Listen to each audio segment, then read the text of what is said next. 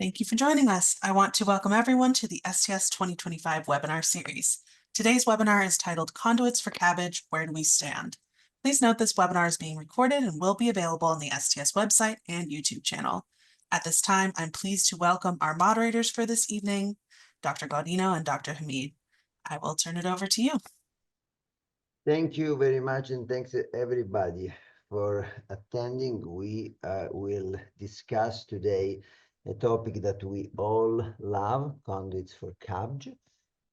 All the question, but it's still unresolved, the question, and something we are all very passionate about. I'm lucky tonight to have a spectacular panel. My co-moderator is Dr. Irbaz Hamid, with a PGY4 in cardiothoracic surgery at Yale, and my former research fellow. Thank you, Irbaz. And within the panel, we have David Glineur from Newfoundland.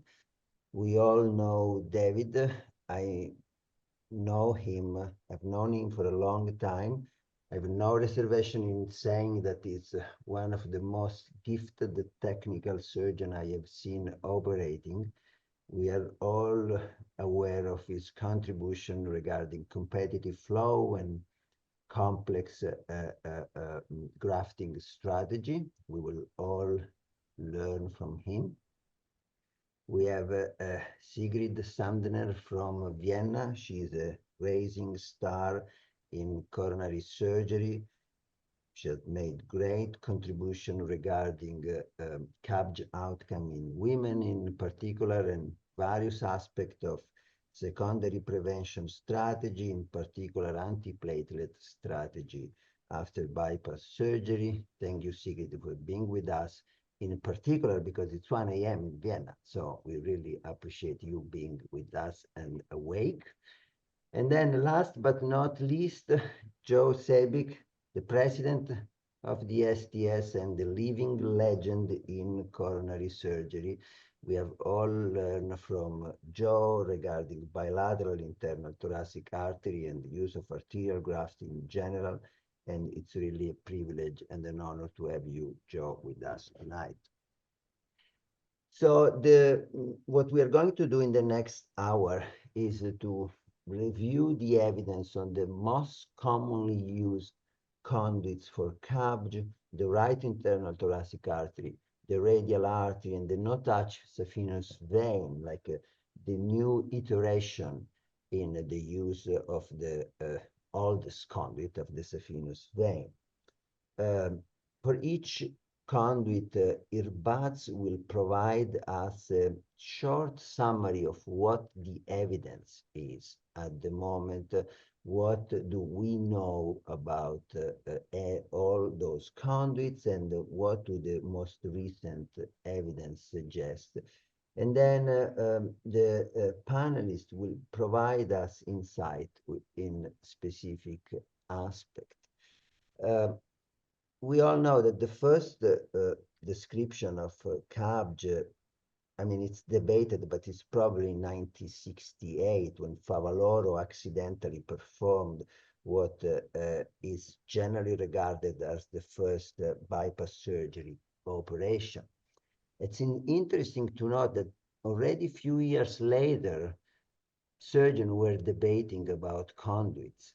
The first report of the use of the internal thoracic artery and even the bilateral internal thoracic artery are from the mid-70s.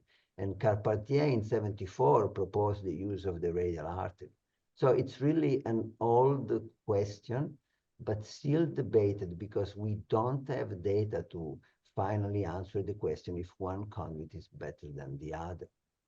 So let's get started with the natural second arterial conduit, which is the right internal thoracic artery, right?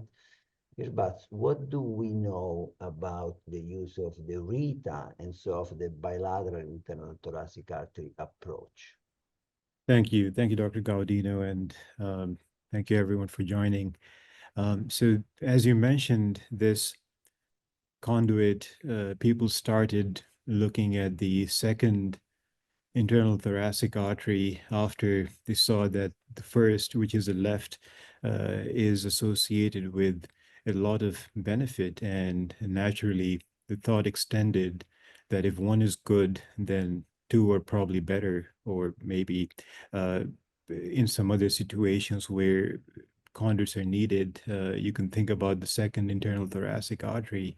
And naturally, several observational studies followed, and um, they mostly showed favor. They were in favor of using the right internal thoracic artery.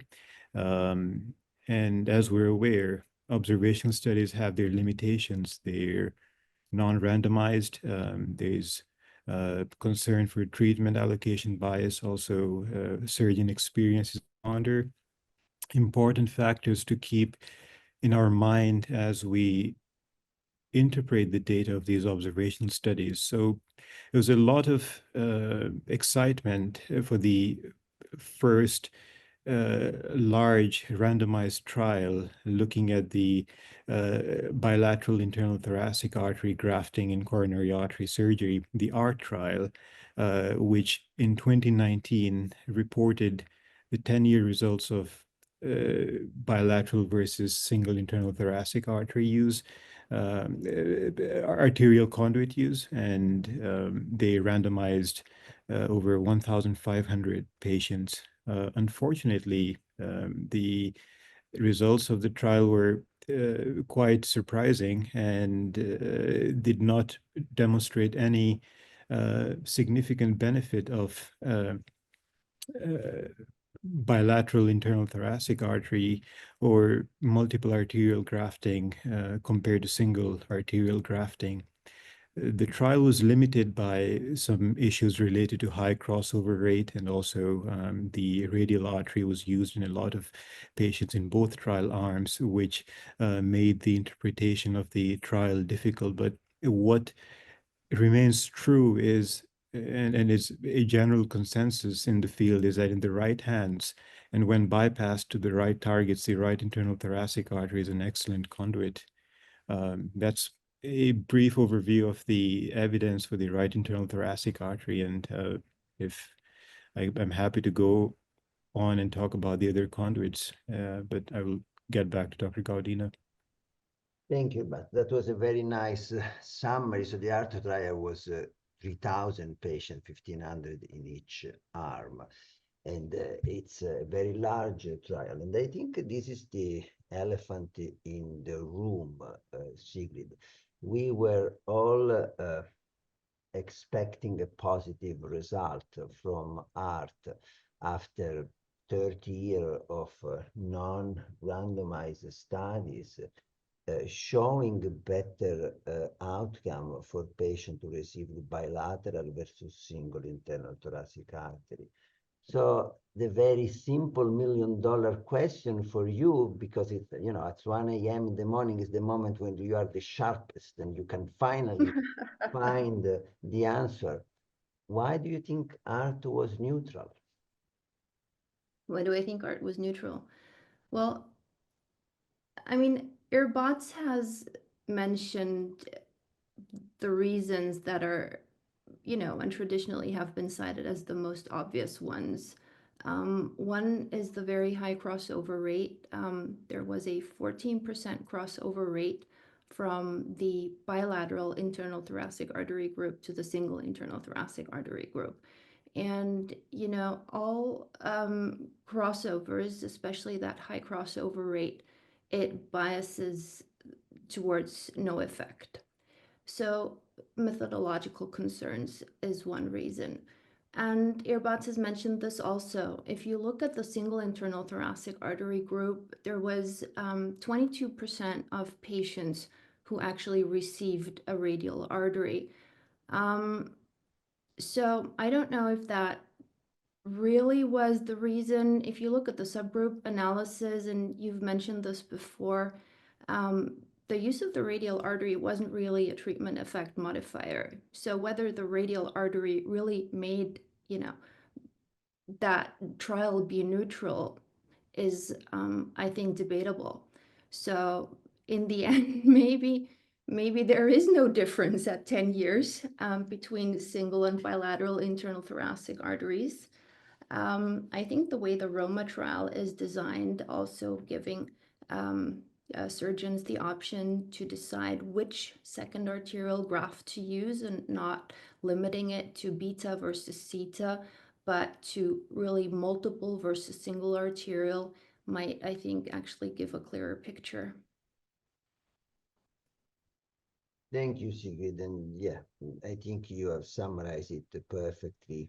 Maybe it's the radial artery use, maybe it's the crossover, or maybe there is no difference, or maybe 10 years is too early to see a difference. I mean, the art investigators are preparing a 15-year follow-up, so we will see if any difference is there at 15 years. Let me now ask something to Joe. Joe, one of the other controversy or debate regarding the use of the bilateral internal thoracic artery is the harvesting technique, right? There is concern with deep sternal wound infection that might suggest that skeletonization is better, is the way to go. And then, on the other hand, there have been reports that the patency rate may be lower by skeletonization. How do you read all that, and what do you do in clinical practice when you use the bilateral internal thoracic artery grafting? Thank you, Mario. So I have to admit, I am a huge fan of skeletonized mammary arteries. I think one of the things we always have to remember is that surgery is a highly technical field. I know that sounds very silly, but I lived through a long course where, people would take down a very wide pedicle, and that was disastrous. Even if you were taking single mammaries, you see a high rate of sternal wound infection. When I changed my practice to skeletonized mammaries, I was just so impressed on how wounds heal in the absence of sternal wound infections. The sternum just looks different at the end. It bleeds, which it often doesn't if you take a large pedicle. Now, having said that, when you take the skeletonized mammary, you have to take it very carefully. One of the things that I like to teach my residents is you push the tissue away from the mammary, not the mammary away from the tissue. And the reason I say that, I think when people push down on the mammary, they're going to get little tears at the branches, which can dissect and can cause occlusion and failure of the internal mammary artery graft. And you can see that. You see those little purple spots along your mammary, and I don't like to see that at all.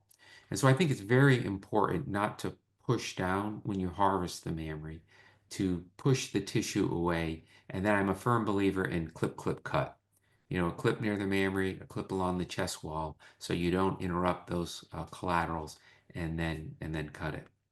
I think the other important thing is if you have any concern over the quality of the mammary, you're obligated to look at it. And sometimes it happens. I've seen mammaries that were injured, taken down as pedicles as well as skeletonized. It doesn't mean it's a failure. It just means you have to figure out a different way of using that mammary, particularly to the LAD. Maybe a free graft or maybe off something else, but you can't leave that alone. So I do think that there is a risk if it's injured. And I think it just, again, points to the importance that surgery is really a technical field. And to have excellent results, we got to be excellent technically. Very well said, Joe. And yes, no question, there is the surgeon factor, right? That is always very important and often forgotten. And that brings me to the next question for David. David, a current or a common belief is that beta grafting is technically more challenging than using other conduits, either the radial artery or the vein. So do you think that the technical factor may have also played a role in the art trial, and that the difference in result between this randomized trial and the non-randomized study may also be because of difference in technical efficiency between the trial surgeon and the surgeon of previous report, also because we all know that non-randomized study only look at the as-treated patients, so we don't know how many patients were intended to receive bilateral internal thoracic artery and instead received single in non-randomized study. So do you think there is technical component? Do you think that bilateral internal thoracic artery is it's more difficult than other graft configuration? Thank you, Mario. I think that just as Joe said, there is a very important technicality in the use of two mammaries. There's no debate that the left mammary is very often smaller than the big juicy radial, and therefore the use of the right mammary can be preferred by some of our colleagues above the right mammary. If you look at the Arterial, in the sub-study of the Arterial, there is a very nice paper from Umberto Benedetto who looked at the conversion rate, and there is a direct relationship between how often you use two mammaries and the conversion rate from two mammary to one mammary. So those that are very common users of two mammaries have a much lower conversion rate in the arterial from two to one mammary.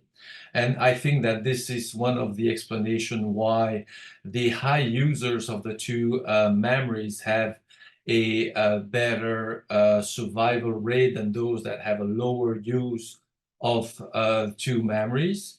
So we have had this conversation several times in the need of a hyper specialization in coronary artery grafting, and Joe Sabik has been one of the strongest advocator for that since at least 15 years. I think that it is true that using two mammaries requires a certain education and a certain learning curve. It's not like a juicy radial that can be used just like a vein, and therefore it requires, I would say, a dedicated training. But this training is present in many different countries. I know that in Vienna or in France, the use of two mammaries is something very, very, very common, which is not the case in North America. And I just received a few days ago an article who's going to be presented at the next meeting in May in Seattle. And it's about the French registry experience of PCI versus CABG between 2017 and 2022. And I was very, very surprised to read that the rate in between these 5 years of multiple arterial grafting is 65% in France. And so can you imagine 65% of multiple arterial grafting for the overall France bypass surgery population it's I don't know how many, it's 1,200% above the United States, 5%. So everything is around education and how much dedication you want to spend on the bypass surgery. And of course, there is some patient population significant difference, such as morbid obesity that you will find much more in the United States compared to France. So, however, I think that in Asia and in Europe, the use of bilateral mammary grafting is much more common than it is in North America or in Great Britain. And there is a teaching and a learning component in this, which is very strong. Thank you, David. And this is perfect because speaking of education and limited exposure that especially North American surgeon in training have to multiple arterial grafting, this is the perfect premise for the STS coronary conference. in Chicago this year, we will have a very strong focus on education and surgery in training. There will be a training village, and there will be ample opportunity to discuss with a senior coronary surgeon and to learn the tricks of multiple arterial grafting. So just come to Chicago and the education problem is solved. Okay, let's move to the next conduit, earbuds. What do we know about the radial artery? So the radial artery is another interesting conduit. 1974, Dr. Carpentier thought of it, and since then it kind of went into a hiatus, sort of, and in the 1990s picked up again, started gaining popularity, led to several randomized trials, which showed favorable patency compared to the saphenous vein, and one even showed superior patency compared to the right internal thoracic artery, the RAPCO trial. And then there was also an individual patient data meta-analysis pooling data from 6 randomized trials comprising over 1,000 patients. That this was the Radial IPD, individual patient data meta-analysis, that showed that compared to the saphenous vein, the use of the radial artery for CABG was associated with lower incidence of adverse cardiac events and also higher patency at 5 years follow-up. As Dr. Glenor mentioned, part of the benefit of the radial artery is related to its technical ease of use, to put it. It's a larger conduit compared to the right internal thoracic artery, and that makes it somewhat safer for sequential grafts. It can also be harvested at the same time as the left internal thoracic artery, which makes the whole operation more efficient. Also, as we're aware of the benefit of mitigating sternal devascularization, and Dr. Sabik pointed the skeletonized technique is one of the ways to potentially reduce that with the use of the right internal thoracic artery, but the use of the radial artery entirely avoids even that. So the risk of sternal wound infection, which is a dangerous complication of CABG, is reduced with the use of the radial artery, and that's part of some of the benefit associated with this conduit. Turn it back to the group. Thank you, but very nice summary again. And yes, definitely the risk of the external wound complication using the radial does not increase with the use of the radial artery. But the radial artery has other questions that are still open, and there are other issues. So, Sigrid, let's start with you. One of the problem with the radial artery is the harvesting technique, right? Everything we know about the radial artery is based on open harvesting. On the other hand, open harvesting on the arm, it's first of all cosmetically more problematic, but also open the question of hand function, especially during the rehab. So how do you see that, and what do we know about endoscopic versus open radial artery harvesting? Well, the data that we have on endoscopic versus open harvesting naturally comes from our experience with the saphenous vein grafts, where we've seen that there is a very clear benefit in terms of wound healing and wound complications for the endoscopic approach. Now, there's been a very large randomized trial that had a primary outcome of clinical events. So it was looking at clinical events, and at a follow-up, which I believe in the New England paper was at 2.5 years, if I'm not mistaken, showed no difference between the endoscopic and open harvesting technique. It was the regroup trial. But that trial didn't have follow-up for patency. And for the saphenous vein, so there have been a couple of small studies that showed that there was possibly a patency benefit with the open harvesting technique. And the reason why I'm saying all of this is because the principle also applies to the radial artery. Now, the concern is that if you endoscopically harvest, particularly the radial artery, through a very narrow tunnel in the arm where you don't naturally have a lot of fatty tissue like you do in the leg, that you might damage the endothelium. And we know that endothelial damage does cause thrombosis and then intimal hyperplasia, and ultimately makes grafts more prone to failure. So that is the concern. And we know this from the veins, and it will well apply also to the radial artery. Yes, very well said. There is no strong data in support of one technique or the other, but this is definitely an area that should be investigated. For sure, patient prefer the endoscopic technique. Oh, absolutely. Yeah. It's unclear if there is a price to pay for the endoscopic technique, and this is the real question. And then, Joe, the other question when one uses the radial artery is, what do you do for treatment of or prevention of spasm, right? That is an old story that was actually raised by Carpentier himself. So what do you do in terms of antispastic treatment in patients with radial artery?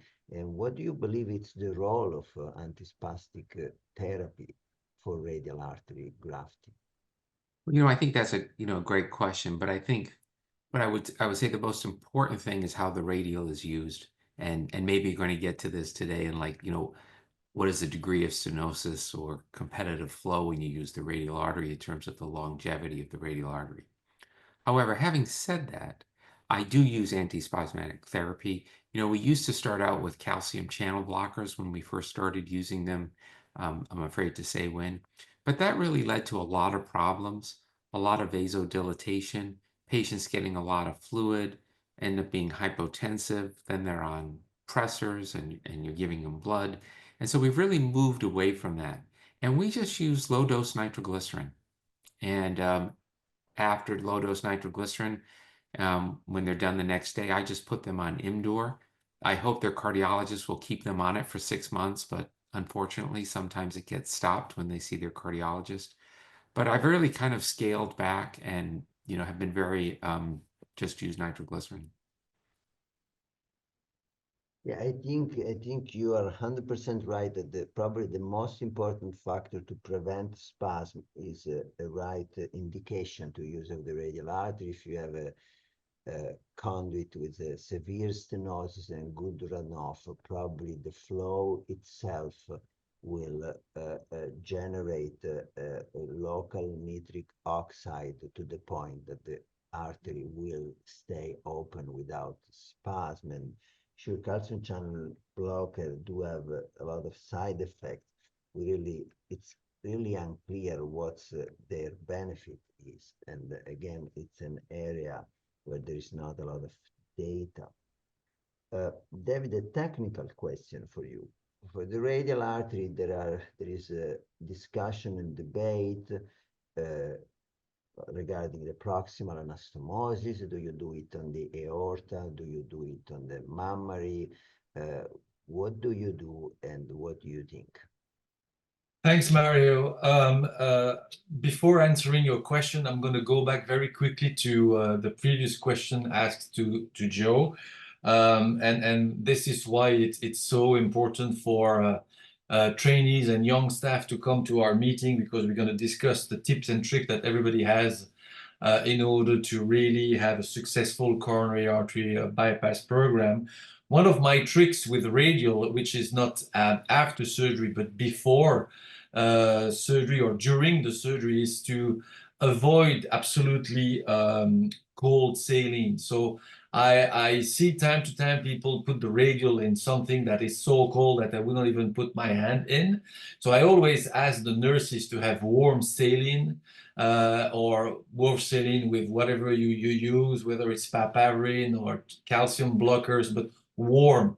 For me, one of the most important factors to avoid spasm during the procedure is to have that bottle or that box where the radial stays before you use it has to be warm. So and because I do 95% of my cases off pump, the radial never touch the cold cardioplegia, so it's very useful in my experience, specifically in small radial in women. Now, to answer your question, specific question to me, I think that the radial is definitely very sensitive to flow competition, and flow competition in arterial grafting always leads to graft attrition and graft occlusion. Therefore, I am very much looking at the angiogram before in order to really decide whether or not I'm going to use a radial.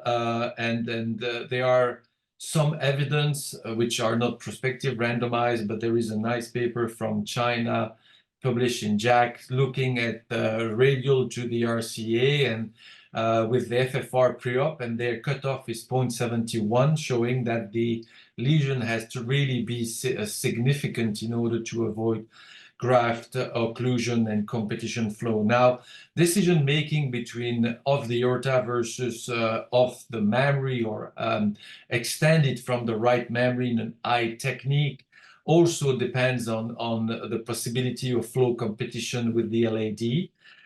So you have published a very nice paper a few years ago where you compared the radial used in a Y-graft configuration versus off the aorta in patency.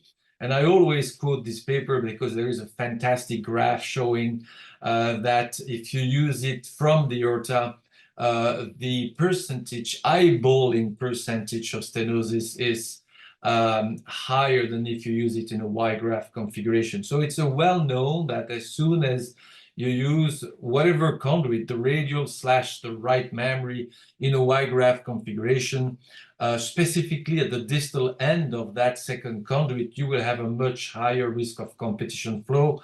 And therefore, you really have to have a good strategy on where to place the radial once you want to do that. But it's also, on the other hand, a great way and a very plastic way to be able to do a non-touch aortic technique, specifically if the right coronary is occluded. So you will have during our meeting a lot of videos that will demonstrate how to use the radial and or the right mammary in a Y-graft configuration with a non-touch aortic technique. And that's another reason why it's great to attend the STS coronary meeting in Chicago, because there will be a lot of tips and tricks from every faculty and a lot of video. So it's going to be a very interactive meeting where we will share our tips and tricks for you to develop this more advanced sequential multiple arterial grafting. Thank you, David. And, this point out to the fact that I think part of the complexity of using multiple arterial grafting is not in the cutting and sewing part, but it's also in the strategy and indication. And using arterial grafting, in particular in complex graft configuration, does require much more attention to the coronary bed, the location and severity of stenosis, and really thinking about what are the flow dynamic consequences of your grafting strategy. So this is where I think expert guidance is really, really important. There's a question on the Q&A, Mario, concerning 1-year calcium blockers. I don't know if you saw it. Yes, I've seen it, and so yeah, there are data that suggest better patency rate of the radial artery with calcium channel blocker. We saw that in post-hoc analysis of the radial database.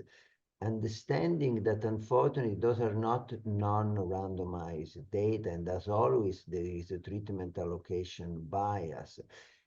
In general, the healthier patient can take a calcium channel blocker, and the sicker patient cannot. So that's one of the reasons for the difference. In any case, again, I don't think there is clear evidence against or in favor of calcium channel blocker or any other vasodilator. There is also a recent pilot trial from China published a few weeks ago that actually suggests that calcium channel blocker may be the least effective of the vasodilator on the radial artery. So it is really an area where we do need more data, and with a growing use of the radial artery across the world, I think this would be really worth of investigation. So the third conduit we want to discuss tonight is not an arterial conduit, but is a conduit that has arterial ambition. We can say that. This is the no-touch saphenous vein, right? But what do we know about the no-touch saphenous vein? Is there any recent controversy about it or new trial with different result? Yeah, no, this is an interesting conduit, as you mentioned. And before we dive into the clinical data, what were the driving factors behind the no-touch part of this conduit? How does that confer benefit? The biology behind that is related to the preservation of the endothelial cushion around the saphenous vein by not touching it. And what that means is you are preserving the adventitial layer, which comprises connective tissue, fat, vasa vasorum, and also the perivascular nerves that are present in that tissue chunk around it. There's also a mechanical component of the benefit by preserving this. Distension, some studies have shown that distension-related injury to the endothelium is mitigated, and preservation of the endothelium means the nitric oxide synthase activity in that vessel is also preserved to some extent, and that's been speculated to be one of the reasons associated with better patency of the no-touch saphenous vein compared to the conventional harvesting technique. And there's been a lot of studies. In fact, there was a network meta-analysis of 18 randomized trials looking at graft patency, about 6,500 patients, and that showed the no-touch saphenous vein harvesting technique to be associated with substantially reduced graft occlusion at a mean follow-up of 3.5 years compared to conventional saphenous vein. The risk ratio was 0.56. And just a few months ago, the results of the Swede graft trial were published, and the results are interesting because they contradict the results of another trial, which was published in some years ago from China, and I will briefly go over both. So the Swede graft trial is a registry-based trial in which about 900 patients were randomly allocated to both groups, and what they found was at mean follow-up of 3.5 years, the primary outcome, which was a composite of mortality and more than 50% vein graft stenosis, was not significantly different between the two techniques. And one of the reasons for this lack of difference is possibly related to the way the sample size for this trial was calculated, it appears they overestimated the treatment effect. When they were calculating the sample size, they assumed a vein graft failure rate of 50%, which is based on old data and not more recent vein stenosis data. And to put this trial into perspective, in 2021, Dr. Tian and some colleagues from China did a trial of about 2,600 patients, which is about almost 3 times the size of the Sweetgraft trial. And they compared the two techniques and found a significantly lower rate of vein graft occlusion for the no-touch harvesting technique compared to conventional harvesting at 3-month angiographic follow-up, which they assessed by CTA. That was the primary outcome, and also at 12 months, the secondary outcome of the trial. So it's somewhat of a controversial topic, and I will hand it back to the panelists to share their thoughts on this interesting conduit. Thank you very much, Irbat. So, Sigrid, again, you start. How do you read the Tian trial versus Sweetgraft? Is there a difference? There is no difference. What happened? Well, I mean, the Chinese trial was a large, well-powered trial with graft patency assessment that was done twice. And I think it was done at an early time point, 3 months, and then again at 1 year. And as we frequently see in Chinese trials, they had an excellent follow-up completion rate. And I think it was 94 or 96% of patients that underwent imaging per protocol. Now, in the Sweetgraft trial, I mean, they have to be commended for doing this in a registry-based setting. However, it does have limitations, those that Irbat's alluded to. It was an underpowered trial, and they only had a 70% follow-up completion rate, if I remember correctly, which is certainly a limitation with regards to the patency question. Yes, this is exactly right. And so I think the summary is that a non-significant result in an underpowered trial does not really support a null hypothesis. And interesting for everybody, if you look at the point estimate to the two trials, it's very similar. The only difference is how wide the confidence interval is, which is related to power. So I think there is more to be said on the no-touch saphenous vein, but the general feeling is that there is in fact a benefit.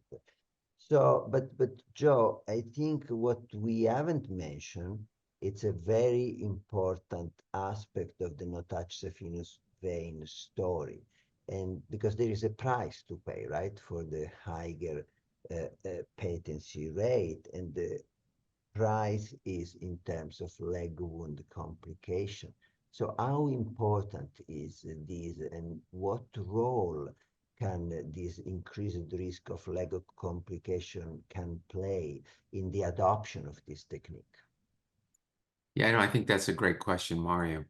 And, I've thought a lot about it, but, when I look at the patients that I'm going to use saphenous vein in, those are patients who are not good candidates for multi-arterial grafting.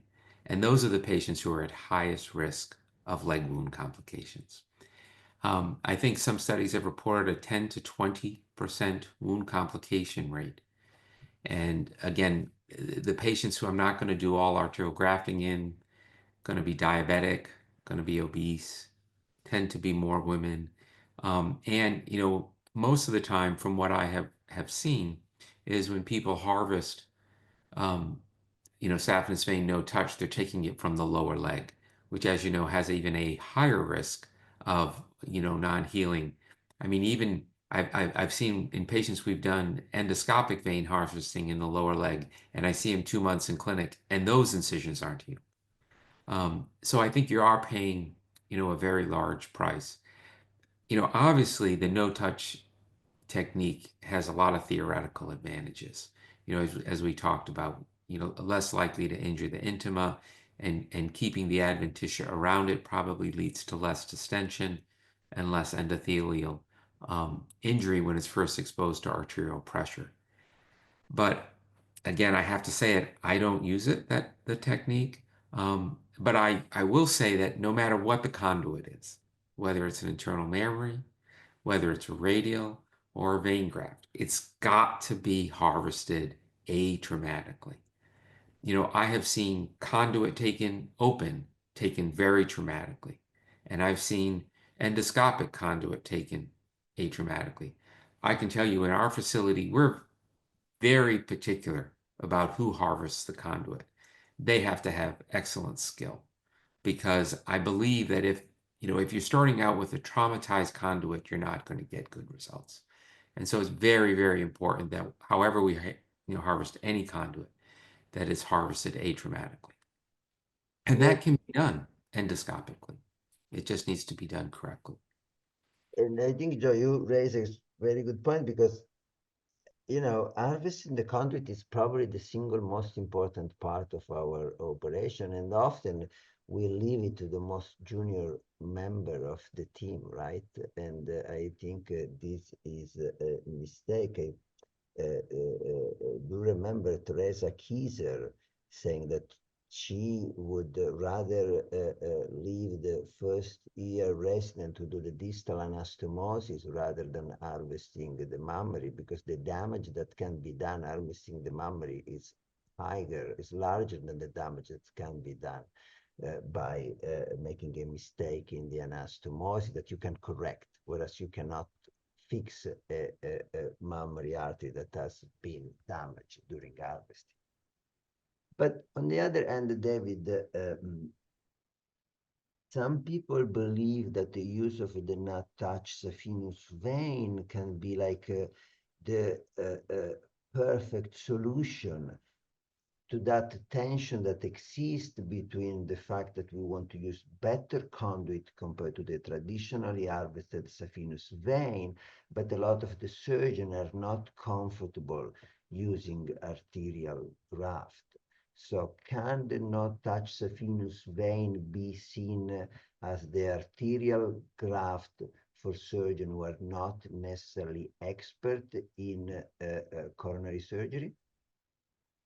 For sure, there's no doubt that the vast majority of our community, specifically in North America, are not comfortable of using small arterial conduit, and they see in the vein something that it's very easy to use. However, to be honest, the myth of the non-touch saphenous vein harvest has been going on in conferences and in congresses around the globe since at least 10 to 15 years. But practically speaking, when you talk to colleagues in conferences, you don't hear that people are using it very widely across the board. So for all the reason that Joe and you have just spoken of, which is the fact that you have to harvest the vein in an open manner, take the fat around, very traumatic, you leave a tunnel in the middle of the leg, high wound infection. So I'm not convinced that personally it's an easier route. It is true that if you look, for example, at the safe Radial trial from South Korea with non-touch saphenous vein harvest and the vein reimplanted in the left mammary in a Y-graft configuration, at 10 years with fantastic follow-up, they have more than 92% patency on the vein at 10 years. So there is some kind of a myth saying that when using the mammary without touching the endothelium, you will have a better long-term patency. However, I think that it's not only related to the non-touch aortic technique, it's also the fact that in some cases you will use it off the mammary or a mammary elongated with a vein, so you don't have that pulsatility wave destroying the proximal endothelium of the vein. So there's still a lot of things that need to be sorted out. And my last comment will be that, and I say this at every conference, is how often do you have a poor quality vein, meaning a bit varicose, a bit small? It's every day. How often do you have a poor quality right mammary or radial? Very, very rarely.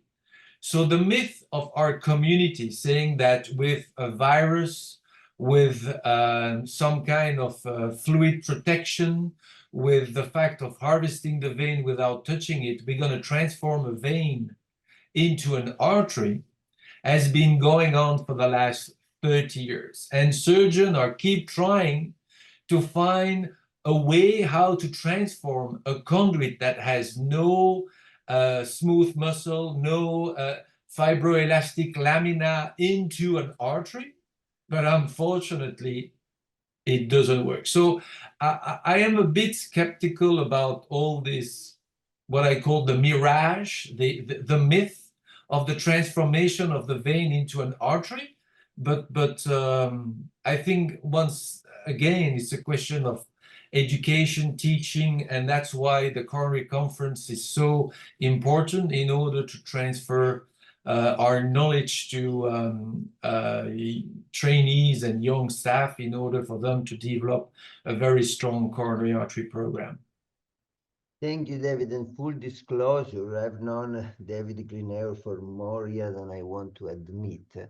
And I know how passionate he feels about that. That's why I asked him this question, because he is really a strong supporter of arterial rather than venous conduit. But I think if we look at the whole picture, rather than looking at each conduit separately, what we learn when we compare open versus endoscopic arteries of vein or artery, or when we look at no-touch saphenous vein versus traditional saphenous vein, or skeletonized versus pedicle internal thoracic artery, there is a common theme, and the common theme is the one that Joe has described very nicely at the beginning. The less traumatic the harvesting, the better the outcome of the conduit. And there are no shortcuts for technical perfection.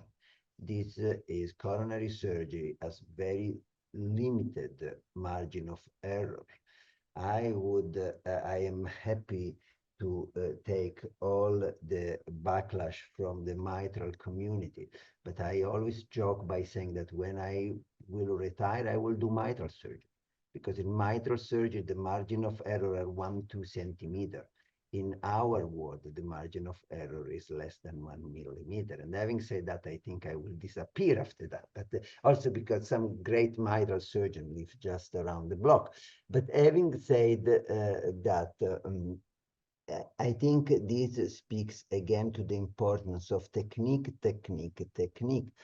We have a few minutes left.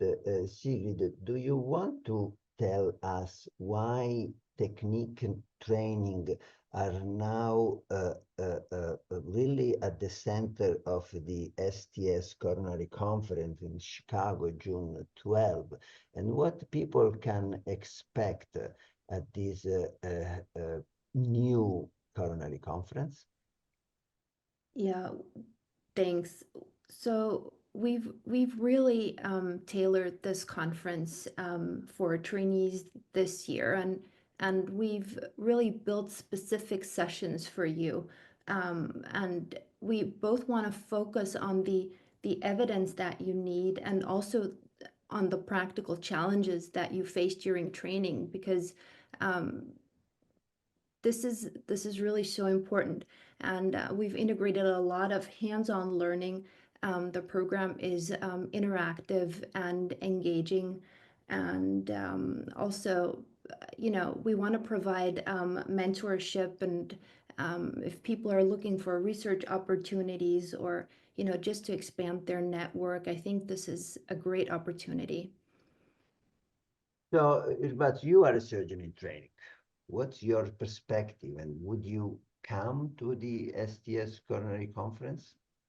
Absolutely. And as Dr. Sandner mentioned, it's from what we're seeing and how the agenda has evolved and developed for the conference, it's trainee centered. And as a trainee, some of the things I would think about are we're faced with operating on complex patients, and sometimes during training, some of these opportunities can be somewhat limited, and this is a very unique opportunity to really be in close audience with very experienced surgeons who've done this for more years than we were probably even in kindergarten, I guess. But this is a very unique, valuable opportunity in that sense. There are a lot of trainee level components, like talking about anastomosis configurations, intraoperative complications, and when do you call, even for early career surgeons, when do you call your senior partner? And also, as Dr. Sandner mentioned, it's a unique opportunity to network in a smaller setting as compared to some other scenarios where you can really network and build research and career advancing opportunities. Well, let me just point out that we are not that old. I'm not sure we were in kindergarten, but okay. So, David, you have 2 minutes to summarize what the training village will look like in Chicago before Joe then close this webinar with the wise word of the STS president. So, David.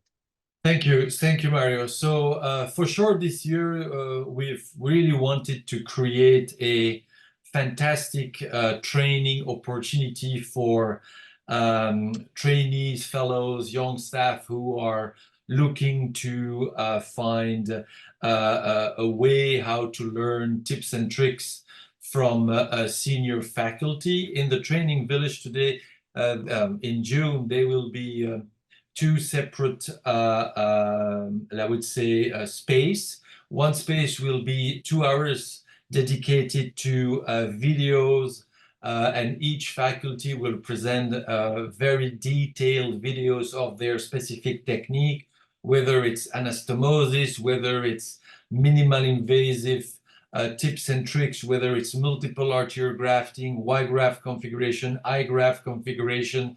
So really the pure video on tape, all the secret of every senior faculty will be detailed and explained, and it's a very interactive. We really wanted to make it as interactive as possible in order to transfer knowledge. And then the second part will be a pure teaching and training stations. There will be 4 stations. One station will be focused on a dry anastomotic lab, where you will be able to train yourself on whatever type of anastomosis you want to do. And I think that we will focus on side-to-side, diamond-shaped, lateral anastomosis, and you will have a dedicated faculty for 2 attendees. So that's the first station. The second station will be a closure station. So everything around plating and everything about closure of the sternum, all the tips and tricks from the faculty. There will be one station on atrial fibrillation and concomitant to bypass surgery. So what to do, how to do it, which material to use. And the 4th station, I have a blank. The first session will be about quality assessment. Oh, yes, of course, sorry. Yes, so the 4th station will be quality assessment of flow, and also about the mini echo probe to check, for example, if you have a dissected left mammary, or if you can't find the intramyocardial vessel. So the 4th will be dedicated to flow assessment and mini echo probes, for sure. Thank you, David. And yes, it will be very exciting, and we all look forward to be there. So, Joe, do you want to, we are at the hour, so do you want to close this webinar and give everybody an appointment for our great STS coronary conference in Chicago? Thank you, Mario. You know, to close, this was a fabulous session, and this is just really, in many ways, just a sneak peek of what the coronary meeting is going to be like. You know, having the opportunity to have one-on-one dialogue. I mean, the presentations, the videos, the hands-on, it's just going to be phenomenal. But really, I think what's the best is the opportunity to talk to your colleagues and see what other people are doing and asking them questions in a very special environment. You know, my opinion, the most important thing that the Society of Thoracic Surgeons does is it educates our members. We need to make sure that all the members of the STS, you know, have the knowledge and skill set to succeed as cardiothoracic surgeons. You know, as a coronary surgeon, you really need to differentiate yourself. I can tell you, every time a cardiologist calls me, they say, you know, we could stent this, but do you think you can use 2 mammaries and do this? And when I say yes, that patient is always in my clinic. I think you're going to learn incredible skills that are going to help you differentiate yourself as a surgeon, but also make your career so much more rewarding and fulfilling. So I look forward to seeing everybody in Chicago in June. Thank you. Thank you to our moderators and panelists for your participation and insight. We really appreciate it. If you are not one already, we invite you to become a member of SCS. You'll enjoy a variety of benefits and opportunities to help you grow professionally. Learn more at sts.org/membership or scan the QR code on your screen. If you have a last-minute submission for the coronary conference, the site will stay open until tomorrow morning. And don't forget to register by Tuesday, April 15th for the lowest rates. Again, the coronary conference will take place in Chicago from June 12th to the 14th. Thank you and good night.